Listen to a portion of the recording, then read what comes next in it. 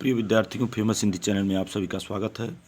आज हम इंटरमीडिएट की हिंदी की कक्षा में काव्यखंड के अंतर्गत महादेवी वर्मा द्वारा रचित गीत शीर्षक का अध्ययन करेंगे।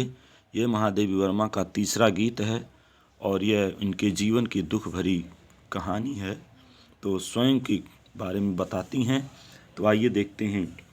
मैं नीर भरी दुख की बदली, स्पंदन में चिर निस्पंद बसा, क्रंदन में आहत विश्व हंसा, नयनों में दीपक से जलते, पलकों में निर्झरणी मछली, पलकों में निर्झरणी मछली।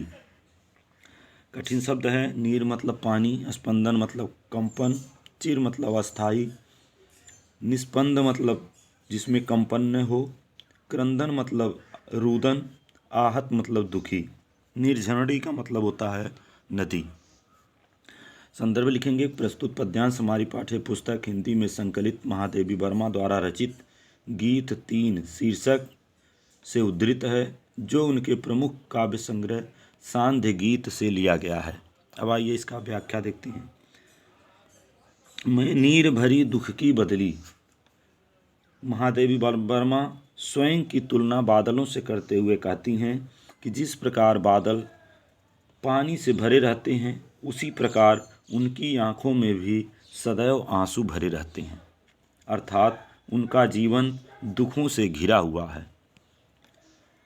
स्पंदन में चिर निस्पंद बसा। आगे कहती हैं कि जिस प्रकार बादलों में सदैव कंपन अर्थात गतिशीलता रहती है, उसी प्रकार विरह से उत्पन्न दुख ने भी उनके जीवन में स्थायित्व ग्रहण कर लिया है।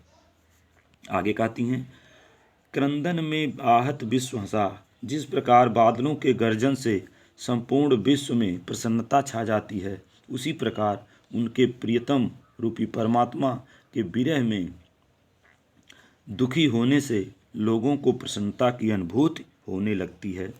आगे कहती हैं, नयनों में दीपक से जलते, पलकों में निर्झरणी मछली। आगे कहती हैं कि उसकी आँखों में यानी उनकी आँखों से प्रियतम के विरह वेदना के कारण सदैव आंसुओं की नदी प्रवाहित होती रहती है, बहती रहती है, किंतु फिर भी उनके आँखों में प्रियतम रूपी परमात्मा से मिलने की आशा विद्यमान है। पुनः एक बार देख लीजिए। महादेवी वर्मा स्वयं की तुलना बादलों से करते हुए कहती हैं, जिस प्रकार बादल पानी से भरे होते हैं, उसी प्रकार उनके आँखों में सदैव आंसू भरे रहते हैं, अर्थात उनका जीवन दुखों से घिरा हुआ है। आगे कहती हैं, जिस प्रकार बादलों में सदैव कंपन अर्थात गतिशीलता रहती है, उसी प्रकार विरह से उत्पन्न दुखों ने भी उनके जीवन में स्थायित्व ग्रहण कर लिया है। जिस प्रकार बादलों के गर्जन से संपूर्ण संसार में प्रसन्नता छा जाती है, उसी प्रकार उनके प्रियतम रूपी परमात्मा के विरह वेदना में दुखी होने से लोगों में प्रसन्नता की अनुभूति होने लगती है। आगे कहती हैं कि उनकी आँखों से प्रियतम के विरह वेदना के कारण सदैव आंसुओं की नदी बहती रहती है, किंतु फिर भी उनके आँखों में प्रियतम रूपी परमात्मा से मिलने की आशा विद्यमान है। आइए आगे चलते हैं।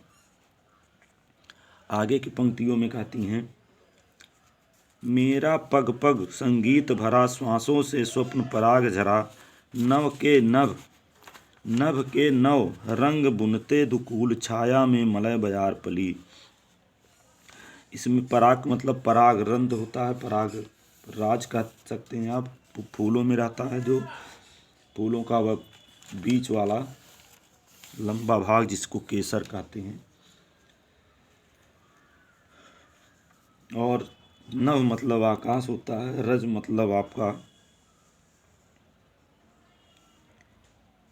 दुकूल मतलब दुपट्टा, बयार माने हवा, मलय मलय पर्वत। आइए इसका व्याख्या देखते हैं। संदर्भ आपका पूर्ववत रहेगा। मेरा पग पग संगीत भरा। महादेवी वर्मा बादलों से तुलना करते हुए कहती हैं कि जिस प्रकार बादल मंद मंद गति से बहता है और उसके बहने तथा गर्जन में संगीत भरा होता है, उसी प्रकार मेरा भी जीवन प्रियतम की स्मृतियों के संगीत से भरा है। आगे कहती हैं कि जिस प्रकार बादलों की परिणति उसका बरसना होता है, उसी प्रकार मेरे जीवन में भी तुम्हारी मधुर स्मृतियां बसी हुई हैं। नभ के नौ रंग बुनते दुकुल छाया में मलय बयार पली। आगे कहती हैं कि बादलों के बरसने के बाद आकाश में निकला इंद्रधनुष उसके आंचल के समान लगता है तथा उस समय मलय पर्वत के शीतल हवा के समान बहने वाली वायु ऐसे प्रतीत होती है जैसे वह आंचल में पली हो और यही उसका उद्गम स्थल हो। ठीक उसी प्रकार प्रियतम की स्मृतियाँ मेरे जीवन में इंद्रधनुष के समान नौ रंगों का और मलय पर्वत के समान शीतलता का संचार करती हैं। पुनः इसका देख लीजिए एक बार यहाँ से। मेरा पग पग संगीत भरा। महादेवी वर्मा बादलों से अपनी तुलना करते हुए कहती हैं कि जिस प्रकार बादल मंद मंद गति से बहते हैं उसके बहने और उसके गर्जन में संगीत भरा होता है, उसी प्रकार मेरा जीवन भी प्रीतम की स्मृतियों के संगीत से भरा है। आगे कहती हैं जिस प्रकार बादलों की परिणति यानी परिवर्तित होना, उनका बरसना होता है, उसी प्रकार मेरे जीवन में भी तुम्हारी मधुर स्मृतियाँ भरी हुई हैं। आगे कहती हैं कि बादलों के बरसने के बाद आकाश में निकला इंद्रधनुष उसके आंचल के समान प्रतीत होता है और उस समय मलय पर्वत की शीतल हवा के समान बहने वाली वायु ऐसे प्रतीत होती है जैसे इसी आंचल में पली हो और वही उसका उद्गम स्थल है। ठीक उसी प्रकार प्रियतम की स्मृतियाँ मेरे जीवन में इंद्रधनुष के समान नवरंगों का तथा मलय पर्वत के समान शीतलता का संचार करती हैं। आइए अगले पर चलते हैं। अगला पद है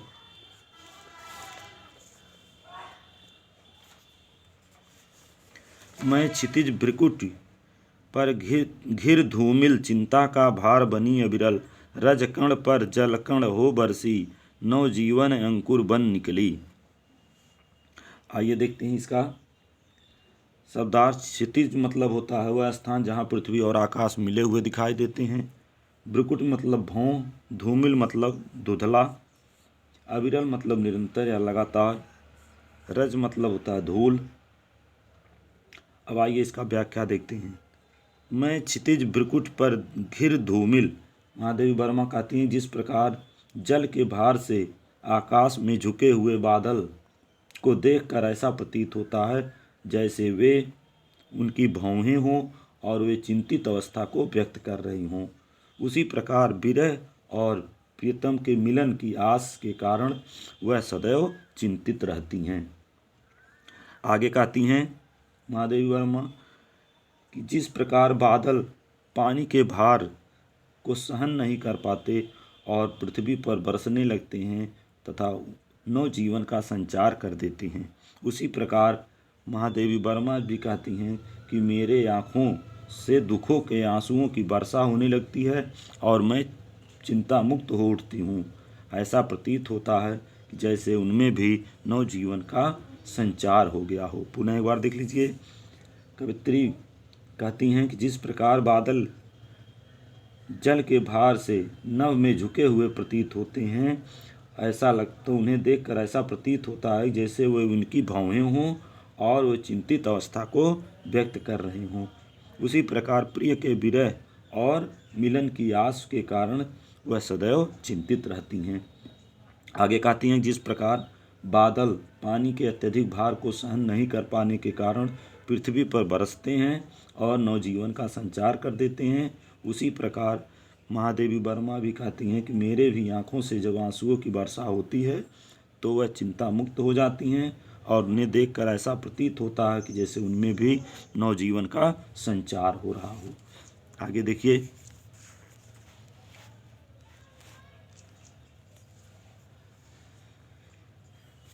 अगला है पथ को न मलिन करता आना, पथ चिन्ह न दे जाता जाना, सुध मेरे आगम की जग में सुख की सिहरन हो अंत खिली। मलिन मतलब मैला, सुधि मतलब होता है स्मरण या याद, आगम का मतलब होता है आना, सिहरन मतलब कंपन। आइए देखते हैं। कवित्री आगे कहती हैं कि जिस प्रकार आकाश में बादल के छाने से वह मलिन अर्थात गंदा नहीं होता, उसे किसी प्रकार का कोई कलंक नहीं लगता और न ही उसके जाने यानी बरसने के बाद उसका कोई पद चिन्ह ही शेष रह जाता है। लेकिन आकाश में छाने का स्मरण आते ही संपूर्ण संसार प्रसन्न अर्थात सभी लोगों में प्रसन्नता की लहर दौड़ जाती है। सुध मेरे आगम की जग में सुख की सिहरन हो अंत खिली।